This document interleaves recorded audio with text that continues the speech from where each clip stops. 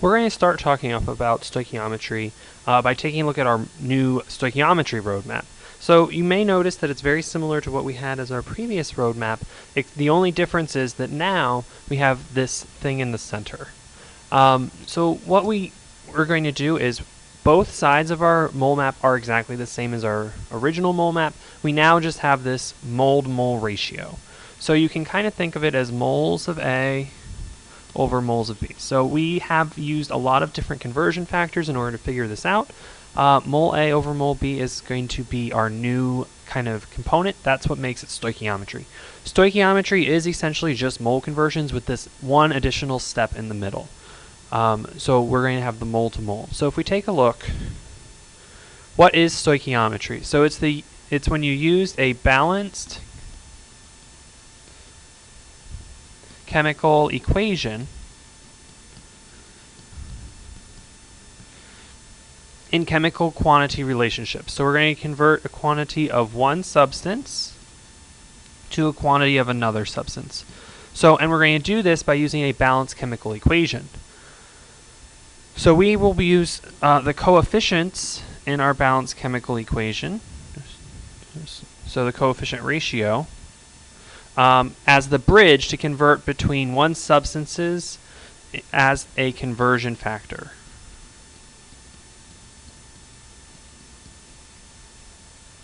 What we're going to do, we're going to take a look at this balanced chemical equation. I want you to try to balance it. If you're watching the video, pause it. This is what you should have ended up with. So we're going to use this balanced chemical equation in our problem. So to start off, we're going to be doing basic stoichiometry problems, just focusing on the stoichiometry step. So what we're going to do, our given for this very first problem is that we're going to be producing 16.23 moles of oxygen. We want to know how many moles of water are going to be produced. You may notice that it says an excess of hydrogen sulfide. What this means is that there's more than enough hydrogen sulfide for the reaction to take place. For right now, that's the only type of problems we're going to be focusing on. In the next topic, we're going to be focusing on a few other types. So we're given 16.23 moles of oxygen. Let's zoom in a little bit. And our unknown is moles of water. So this is, whenever we're going from moles of one substance to moles of another, that's a stoichiometry. So our roadmap is going to be pretty simple. Moles of O2 to moles of H2O. So we're going to be using the balanced chemical equation ratio to go from one to the other. So we're going to be starting off with 16.23 moles of oxygen. We're going to go moles of oxygen to moles of water. So where do this ratio come from? If we take a look here, water has a 2 in front of it and oxygen has a 3. So those numbers are going to be what we pull directly into our balance, into our stoichiometry. So the 2 comes right from here, the 3 comes right from oxygen. So you just take the coefficient that's out in front. You can then calculate this, and you should end up with 10.82 moles of water as your final answer. Now notice we have 4 sig figs in our answer. We had 4 sig figs to start with. This mole-to-mole ratio here does not count towards significant figures because it's exactly 2 to 3. Okay, so let's take a look at another example. The next question, we're using a different reaction. We have hydrogen gas reacting with nitrogen gas to make ammonia, which is NH3. With every stoichiometry problem, sometimes you're given a balanced chemical equation. Most of the time, though, you have to balance it yourself. So to balance this one, we need a 2 in with the ammonia and a 3 in front of the oxygen. So in this problem, we're given 6.3 times 10 to the negative 4th moles of hydrogen, and we want to know how many moles of nitrogen are needed. So we're given moles of hydrogen, we want moles of nitrogen. So our roadmap's going to look the same. We're going to, except this time we're going from moles of hydrogen to moles of nitrogen. So we're going to have 6.3 times 10 to the negative 4th moles of hydrogen. Moles of hydrogen on the bottom because we want it to cancel out. Moles of nitrogen on the top. We're going to pull our coefficients. So there's a 1. Even though there's nothing written there, we know there's a 1 in front of the nitrogen and a 3 in front of the hydrogen. So once we have our molar ratio,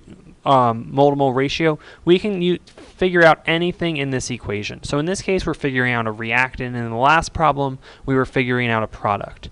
So we're going to end up with 2.1 times 10 to the negative 4th moles of nitrogen gas. So essentially we just divided it by 3. So again, these are the basic stoichiometry problems. There's nothing, all we're going to do after this is we're going to add the other mole conversion. So it's very impractical for us to measure moles in the lab. We usually measure grams or liters. So that's usually how stoichiometry is completed. So in the next problem, I want you to try it on your own. It's exactly the same reaction. I want you to pause the video and try it on your own. This should be what you end up with. You have 4 sig figs to start with. You have 4 sig figs to end with. Most of the time in a stoichiometry problem, your sig figs are just going to match what you're starting with. Okay, so we're going to add the next layer to this. So the next problem we have is a mass-to-mass problem. So we, instead of using moles, we're using something that we can measure in the lab. So in this case, it is the exact same reaction. So 3H2 plus N2 goes to NH3, but we need a 2 in front. This reaction helps us to, well, usually there's multiple problems within each reaction. So we want to find out how many grams of hydrogen are needed to make 6.2 grams of nitrogen. Notice again it says excess of N2. That just means we have more than enough of it. So our given here is 6.2 grams of NH3. We want grams of H2. So let's take a look at our mole map. So we're starting off here. We're starting off with the mass. We have to go from mass to moles. We use mm on the PT, or the molar mass on the periodic table. We can then go our stoichiometry step to go from moles of one thing to moles of another, and then we can convert it to mass by again using the molar mass. So again, this is a longer problem than we've had before, but we still have, but it's just using the skills we have gathered from the last unit. So we're going to go grams of ammonia to moles of ammonia using mm on the PT, or molar mass on the periodic table. Then we're going to be able to go from moles of ammonia to moles of hydrogen gas, which we're just using the mole-to-mole ratio from our balanced chemical equation, and then grams of hydrogen by using molar mass on the periodic table. So this is a little bit longer problem. It is 3 steps.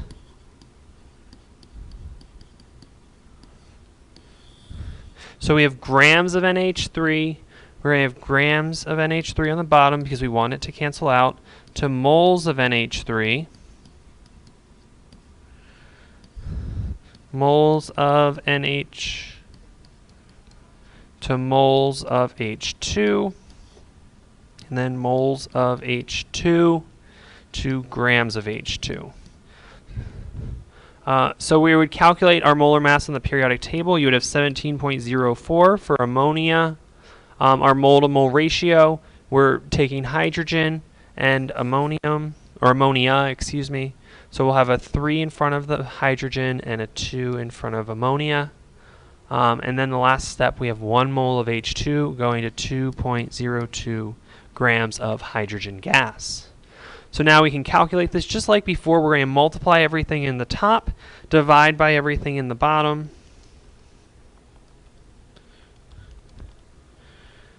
And we need 2 sig figs in our answer because we have 2 sig figs here. So you should end up with 1.1 grams of hydrogen as your final answer. Now, the other part of this is you're going to see sometimes you have different units. So in the next part, you have milligrams. So milli and kilo are good prefixes to know. There's, in this case, 1,000 milligrams in 1 gram.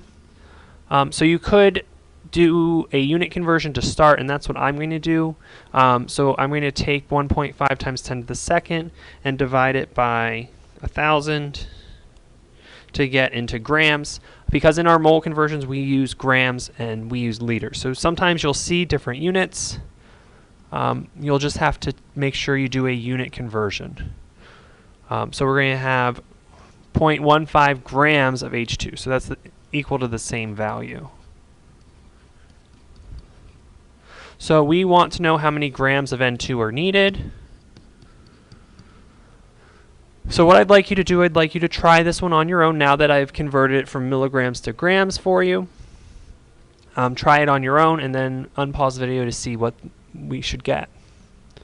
So you should end up with 0.69 grams of nitrogen gas. Things to point out here, make sure when you're working with something that's a diatomic, such as nitrogen or hydrogen, that you're multiplying the molar mass by 2, because there are 2 of them when they're by themselves as diatomics. Other thing here, the mole-to-mole ratio, it's the same chemical equation. Last thing to point out, we have 2 sig figs in our initial answer, so you need 2 sig figs in your final answer. So the next problem is very similar. We're using particles to mass. So this time we're starting on a different leg of our mole map. We have atoms, which is a type of particle of nitrogen gas. Same chemical equation here, it's just, I'll balance it like we've been doing. And then our unknown is we want to know how many grams of NH3 can be produced. So our roadmap is going to look very similar. The only difference is we're starting with atoms of N2. The first step in most stoichiometry problems is getting to moles. So in this case, we're going to go from atoms to moles of nitrogen gas. Then we can do our stoichiometry step, which is going to moles of ammonia, and then grams of ammonia. So atoms to moles, this is Avogadro's number, 6.022 times 10 to the 23rd. Moles to grams, this is molar mass on the periodic table, or mm on the PT. So like I said, we're going to have a very similar problem as the last one.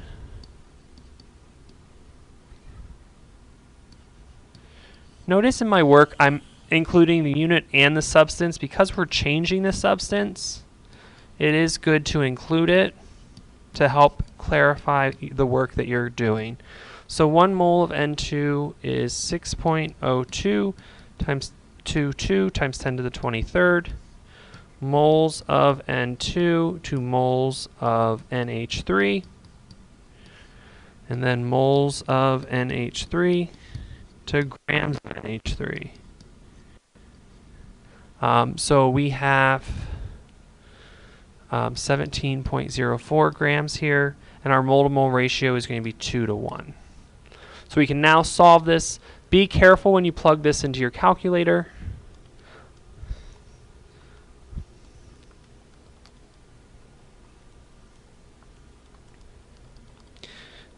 We need, again, 2 sig figs. You should end up with 0.014 grams of ammonia. Whoops. In my calculator, it actually says 0.01358. However, you want to make sure that you go to the right number of sig figs. Also, because it's a multi-step problem, you don't want to round after every step. So if you do each step separately in your calculator, you always want to use the answer rather than rounding it to sig figs every time. Every time you round it to a certain number of sig figs, you're increasing the amount of error. So a mass to volume problem, this is very similar. You may notice again here it says kilograms. 1 kilogram is equal to 1,000 grams. So I would just approach the problem normally, and then as the last step, convert it from grams to kilograms. Decimeters cubed, 1 decimeter cubed is equal to 1 liter. That's an important one to know in order to be able to calculate the problem properly. So we're going to start with our given 0.621 liters of ammonia, and we want grams of nitrogen. So we're going to go from liters of ammonia to moles of ammonia to moles of nitrogen, moles of nitrogen to grams of nitrogen. So here we use the 22.4 because we have volume of a gas. Stoichiometry, we use this is our stoich steps, or our balanced chemical equation, and then mm on the PT. So we're going to start off here with 0.621 liters of ammonia. We're going to have liters of ammonia on the bottom because we want our units to cancel. 2 moles of ammonia on the top. Moles of ammonia. 2 moles of nitrogen gas. Moles of nitrogen gas. 2 grams of nitrogen gas. So our units are canceling. So we can fill in the numbers. So we have 22.4 liters in 1 mole. Our mole-to-mole ratio is the same chemical equation, so it's 2 to 1, and then 1 mole is 28.02 grams of nitrogen gas. So I can now calculate this.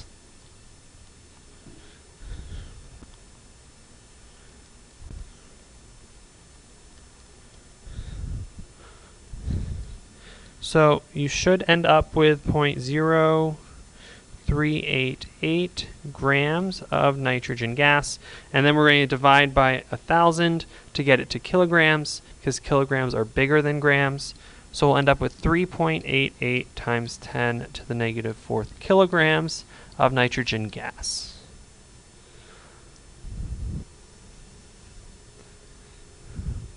The next problem is working with just volume. I want you to try this one on your own. Just note 1 centimeter cubed is equal to 1 milliliter.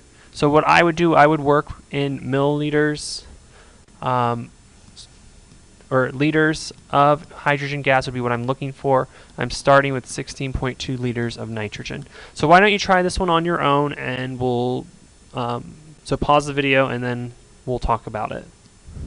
So here we go. You should end up with 48.6 liters, which you then can convert to milliliters or centimeters cubed, and you would end up with 48,600. Notice in both of the large numbers here, there's no decimal point, because if you had a decimal point, that would affect your sig figs. You want 3 sig figs because your first number here has 3 significant figures.